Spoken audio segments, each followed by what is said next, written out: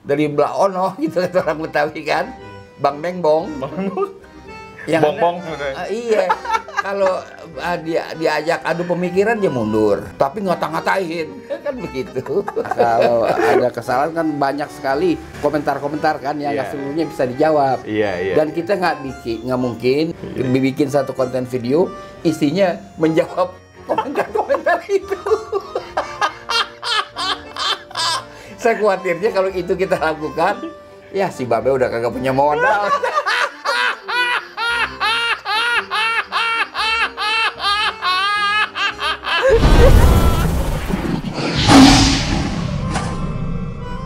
Assalamualaikum warahmatullahi wabarakatuh teman-teman semua, balik lagi bersama gue Faskur Semi di Macan Dialis. Nah teman-teman, hari ini gue mau diskusi lagi sama Babe nih mengenai tokoh-tokoh pergerakan. Tokoh pergerakan atau memang simbol-simbol pergerakan atau memang kelompok-kelompok pergerakan. Nah ini kan lagi menarik nih, kondisi bangsa kita ini saat ini kan memang lagi geopolitiknya pun kita nggak menolong gitu kan Be, dan kita kayak semacam setengah dikucilkan lah kayak gitu Be ya. Dan saat ini Be, banyak juga gerakan-gerakan, adalah Be, beberapa gerakan-gerakan dari para aktivis-aktivis senior bahkan Be, kayak yang kemarin itu kan kayak kami, terus ada lagi nih. Nah hari ini juga Pak Amin Rais kan mengeluarkan tuntutannya, kalau nggak salah 13 tuntutan itu Be, kepada Presiden Jokowi mengenai permasalahan bangsa ini. Nah tanggapan Babe mengenai kondisi ini gimana Be? Saya mau melihat fenomena terakhir ya di dalam perjalanan kita berbangsa dan bernegara, munculnya dua model pergerakan, ya kan? Yang diawali dulu oleh model saudara Din Samsudin, ya kan? Karena saya sebut Din Samsudin, dialah yang terakhir pertemuan di Cinangka. Kami itu Be ya? Kami di Cinangka, ya, saya dengar pimpinan pertemuan Din Samsudin kan gitu di Cinangka. Jadi anggaplah dia yang nampaknya akan menjadi tokoh di dalam kelompok kami. Nah model pergerakan kami ini agak konvensional ya, karena bukan saja namanya dia meniru gerakan Kesatuan Aksi Massa Indonesia, tapi mencoba meniru pergerakan kami itu sendiri. Oh, gimana ya dulu itu kami itu gimana? Sejarahnya gimana sih pergerakan-pergerakan kami begini kan? Pergerakan kami kan tidak muncul begitu saja, tapi dunia kemahasiswaan dan dunia pelajar itu kan sudah terbelah, ya kan? Sudah terbelah, satu yang menuntut hak mereka, hak hidup mereka, ya kan? Untuk membebaskan diri dari teror PKI, ya HMI dan PII dalam hal ini kan. PII juga pelajar Islam Indonesia berjuang, bahkan basic training atau latihan dasar mereka di Kanigoro itu diserbu kan. Lah HMI juga mengalami hal-hal yang dialami oleh PII. Ini yang di spot benar-benar HMI dan PII. Bukan berarti yang lain-lainnya tidak bergerak, paling tidak ada solidaritas. Kalau kepada HMI itu solidaritas yang nyata dari Persatuan Mahasiswa Katolik Republik Indonesia (PMKRI), ya kan. Kemudian dari organisasi mahasiswa lokal, misalnya mahasiswa Jakarta kan ada organisasi lokal ya. Itu waktu itu banyak memberikan support yang membesarkan hati kami. Jadi suasana revolusioner sudah tercipta waktu itu, sehingga tatkala meletus gerakan G30S, ya kan, 65, maka itu 24 Oktober kami sudah berdiri. Hanya sekitar 3 minggu saja kami berdiri. Itu kan bukan yang tiba-tiba, karena sebelum kami berdiri pun sudah ada rapat, kita kenal sebagai rapat Sunda Kelapa karena diadakan di Taman Sunda Kelapa.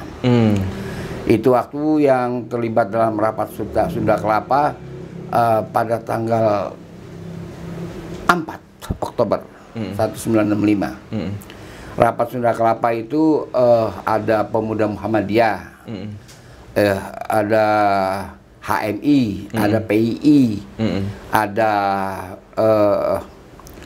PMKRI, mahasiswa Katolik. Saya ingat dia ada 2 truk dari PMKRI, ya masa PMKRI memasuki halaman Sunda Kelapa.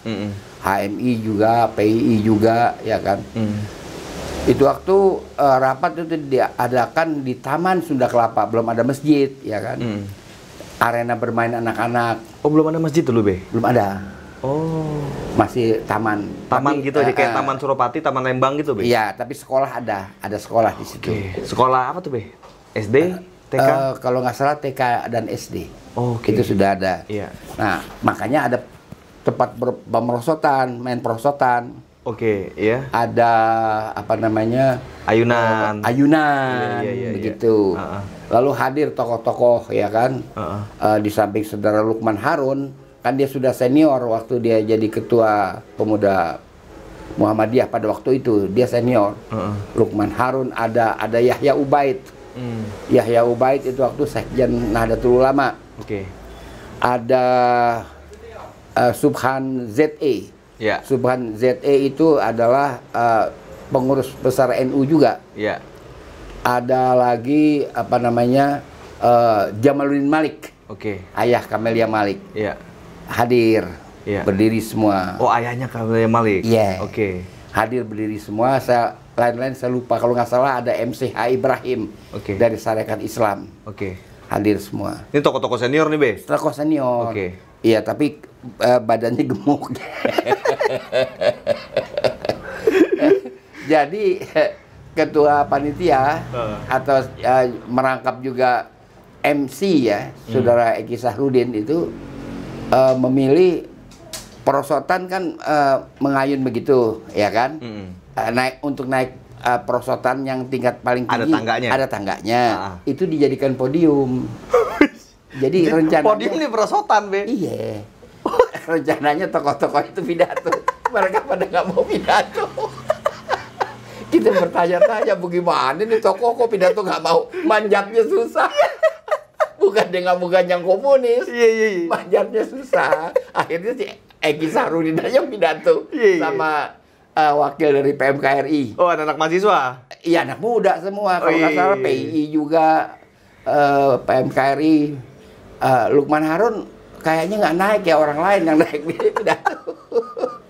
Itu waktulah pertama kali dicetuskan oleh Saudara Eki Sahrudin dari HMI bahwa peristiwa G30S itu didalangi oleh PKI.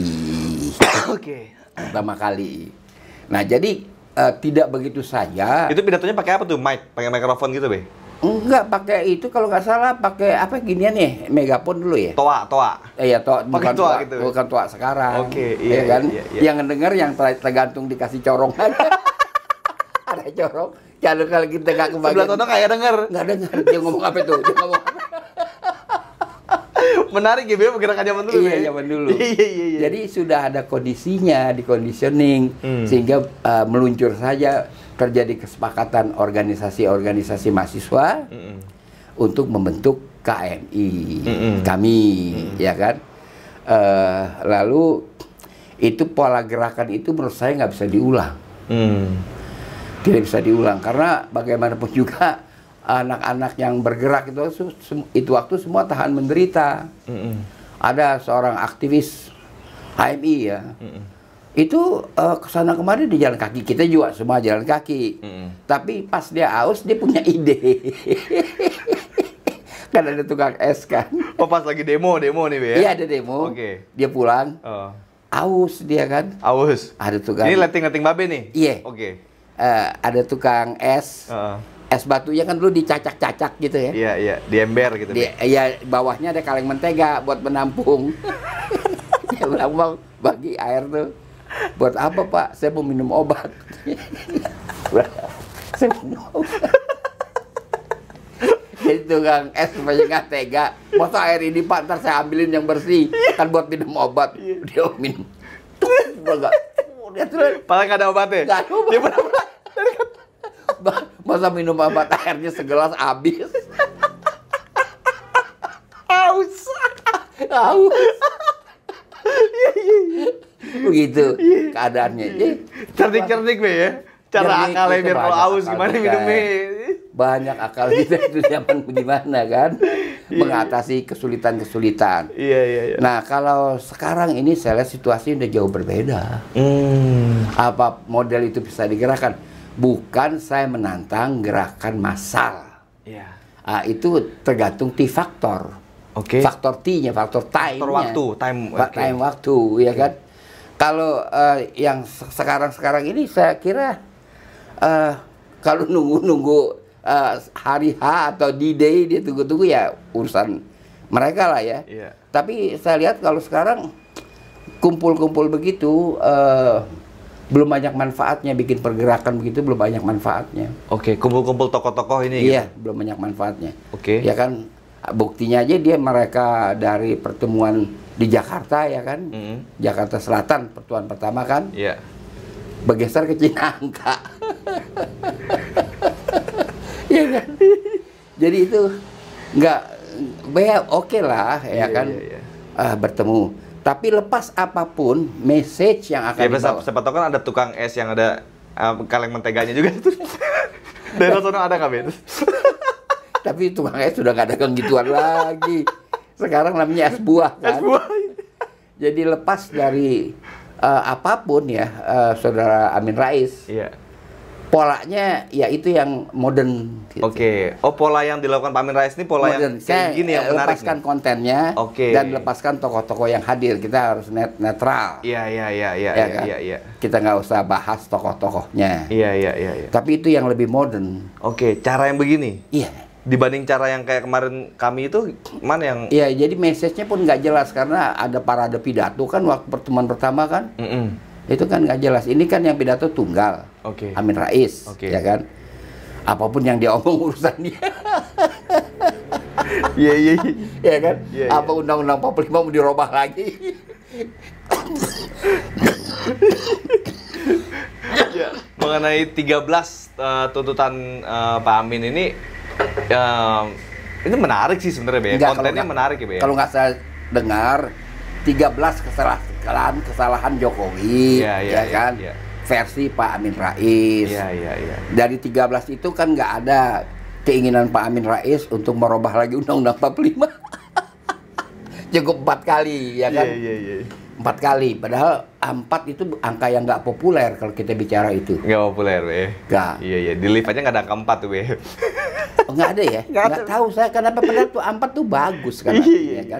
Kita ada Pulau Raja Ampat kan di Papua. Ya kan? Jadi ini kok nggak ada Ampat gitu. Oke, dan balik lagi kan gini, Be. Bicara gerakan-gerakan pada masa saat ini. Tapi saya ngeliat ya ini, Be, ya. Kenapa sekarang ini yang masih ditonjolkan ini generasi-generasi senior gitu, Be, tua-tua. Kayak misalnya kayak kami kan itu mantan-mantan pejabat juga sebenarnya, Be, dulu kan. Pada masa baru-baru ini juga banyak juga mantan-mantan pejabat gitu kan, Be. Dan kayak Pak Amin juga kan mantan pejabat juga, mantan ketua MPR. Apakah generasi muda saat ini kurang tertarik dengan sisi politik atau gimana kalau tanggapan Babe sebagai sosok senior juga gitu, Be? Justru kurang adil penilaian itu. Kurang adil? Ya kan, karena kita ngeliat di lapangan. Oh. Kita nggak lihat dalam dunia maya. Oke, dunia maya kan sudah terjadi regenerasi. Iya. Sudah terjadi regenerasi dan itu jauh lebih efektif. Iya. Mereka menggunakan dunia maya. Iya. Menarik ini loh, Be. Iya, udah ada perubahan. Babe ini karena beliau ini tokoh senior tapi beliau mengamati loh gerakan-gerakan anak muda. Di sini gimana caranya? Saya tahu mereka banyak yang cerdas-cerdas karena saya kan berkomunikasi. Iya. Masih, Be, ya? Masih. Anak-anak HMI masih ngadep juga ke sini nih, Be. Bukan saja anak HMI, ya kan, yang orang-orang dari rupa-rupa lah pada datang, ada yang datang, ada yang kontak telepon saja. Ada yang bawa oleh-oleh juga kan, Be. Ada juga beli lukisan gitu, Be. Jadi ceritanya saya memperhatikan kok kritis. Iya. Pertanyaan-pertanyaan mereka tuh tajam, kritis. Jadi masih ada sebenarnya, Be, ya? Masih potensial kok. Masih potensial, Be, ya? Potensial. Cuma memang gaya dari sisi gerakan oposisi saat ini tuh agak berbeda. Iya. Kalau dulu seperti Babe bilang sampai dia minum ngakalin air minum aja pakai Iya.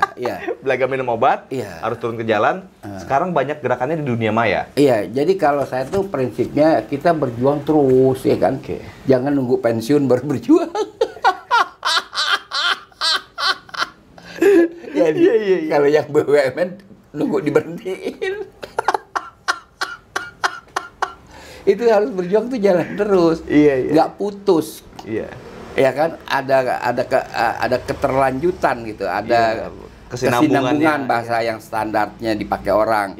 Itu mesti ada, kalau kan nanti orang lupa gitu. Berarti sebenarnya gerakan yang kita jalankan sekarang cukup efektif ya Be ya? Karena kan gini Be, saya melihat tokoh-tokoh senior itu tetap masih menjalankan teori-teori konvensionalnya, memang seperti itu yang tadi Babe sampaikan ya. Tapi anak mudanya, dunia mayanya juga harus ikut bergerak kan Be ya? Jadi seperti apa yang kita lakukan ini, kayak di YouTube kita masih memberikan kritikan kepada pemerintah. Ujungnya sebenarnya buat nasib bangsa ini sebenarnya Be ya. Setiap hari deh konten-konten kita tayang misalnya Be ya. Itu kan minimal ada sekitar 100.000 yang nonton. Itu kan sama kayak kita ngumpulin satu stadion Senayan loh Be. Begini ya. Satu stadion Senayan itu kapasitasnya paling 70.000 loh Be. Jadi begini kok ya, waktu perestroika. Iya.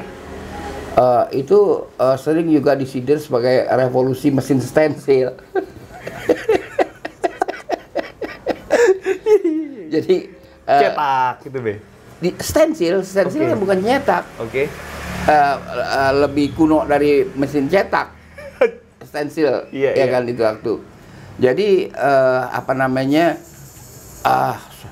misi-misi perlawanan dari kertas stensilan dibagi-bagiin. Karena katanya ada penyumbang mendrop mesin-mesin stensil hampir di semua kota-kota besar di Uni Soviet. Itu waktu. Itulah. Jadi revolusi itu orang sering sindir kan.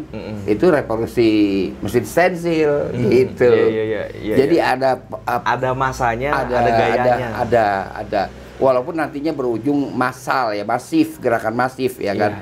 Tapi kalau awal-awal sudah seolah-olah memberi peluang kepada orang untuk mentafsirkan bahwa itu adalah gerakan masif, itu nggak taktis dalam ilmu berjuang, nggak taktis gitu. Perlukah dilembagakan gitu Be?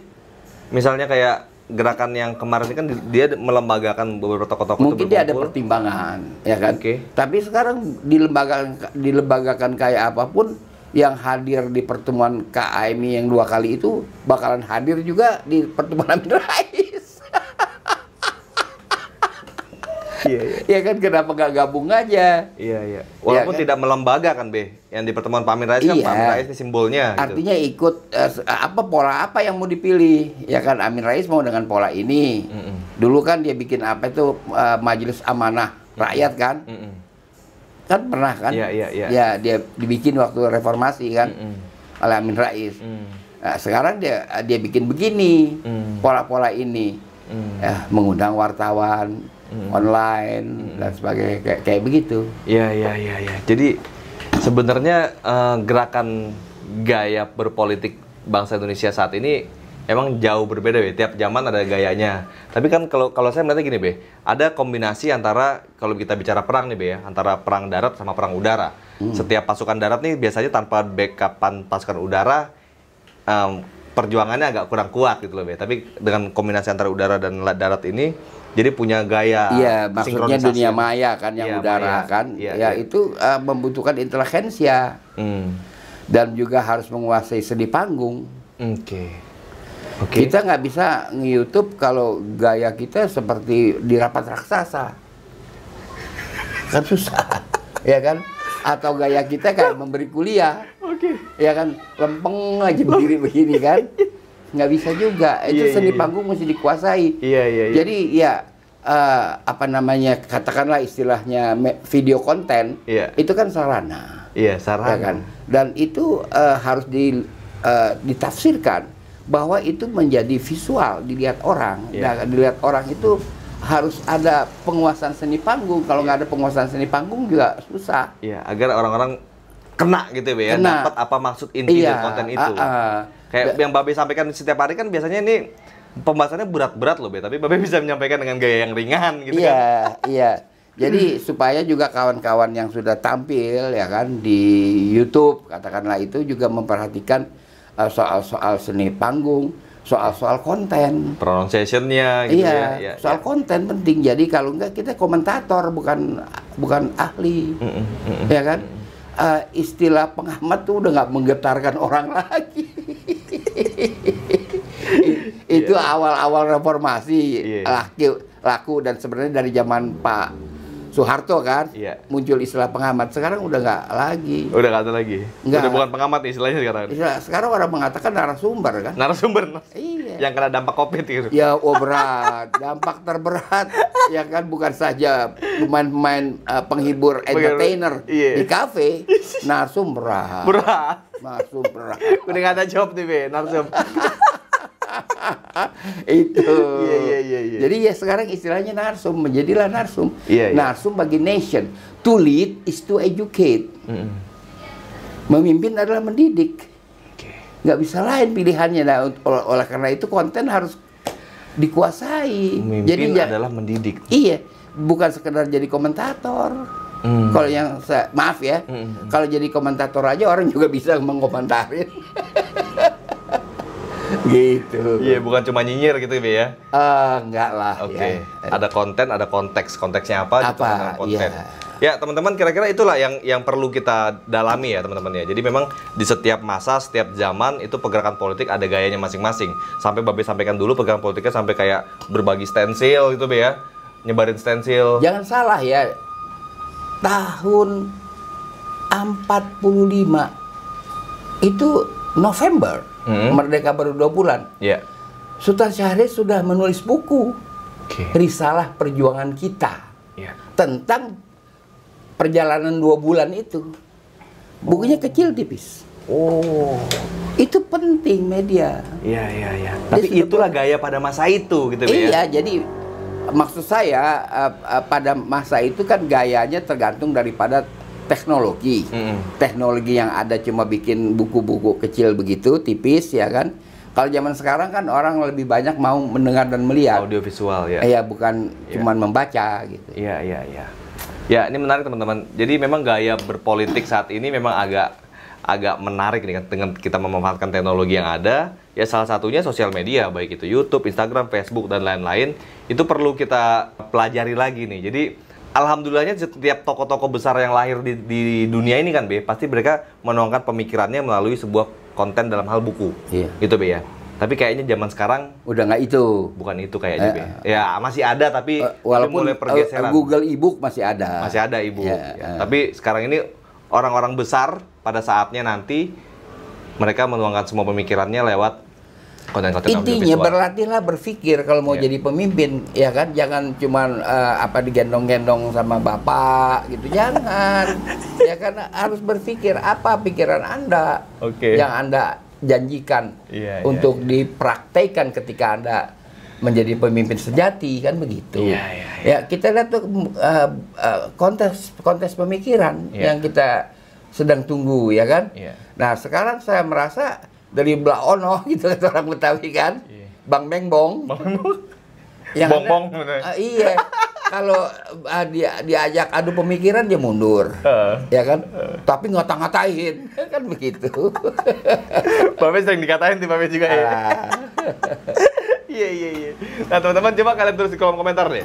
Bagaimana tanggapan kalian mengenai dunia politik saat ini? Apakah anak-anak muda masih tertarik sama dunia politik?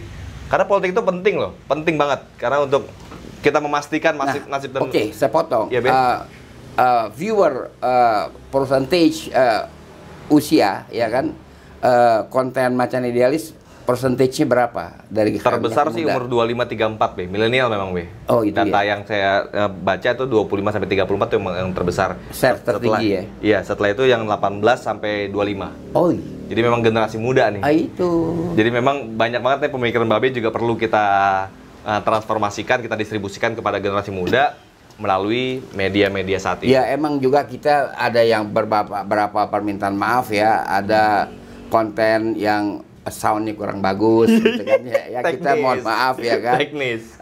Dan juga apa namanya, hal-hal lain lah, kalau ada kesalahan kan banyak sekali komentar-komentar kan yang seluruhnya bisa dijawab. Dan kita nggak mungkin bikin satu konten videonya, bikin satu konten video isinya menjawab komentar-komentar itu. Saya khawatirnya kalau itu kita lakukan, ya si Babe udah kagak punya modal.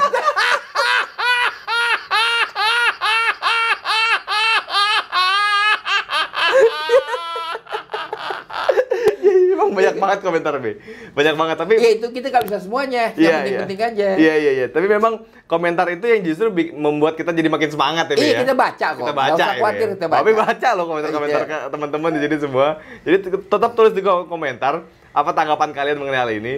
Terus gue juga baca setiap hari komentar-komentar banyak yang lucu-lucu Be. Iya. Ada yang ofensif, ada yang defensif, ada yang dukung, ada yang menyerang gitu kan Be. Inilah menarik. Inilah dunia politik pada masa saat ini, generasi muda. Tapi kita kita nggak boleh lupa terhadap sejarah. Maka itu perlu gue sering diskusi sama Babe untuk mengkombinasikan antara kondisi saat ini dengan hubungannya dan korelasinya antara sejarah Indonesia sebelumnya. Jangan cuma pakai kacamata kuda ngadep ke depan, tapi kita juga harus punya spion ya Be. Iya. Kan ada juga ngomong ke depan doang katanya Be. Harus ada kaca spion di kiri, di kanan, di atas. Di atas. Iya kan? Jangan cuma depan doang Depan gitu. doang. Nyerempet. Ya coba tulis di komentar, sebarin video ini ke seluruh sosial media kalian. Jangan lupa pastiin lu udah subscribe channelnya, klik tombol loncengnya biar lu terus update di Macan Idealis. Assalamualaikum warahmatullahi wabarakatuh. Salam.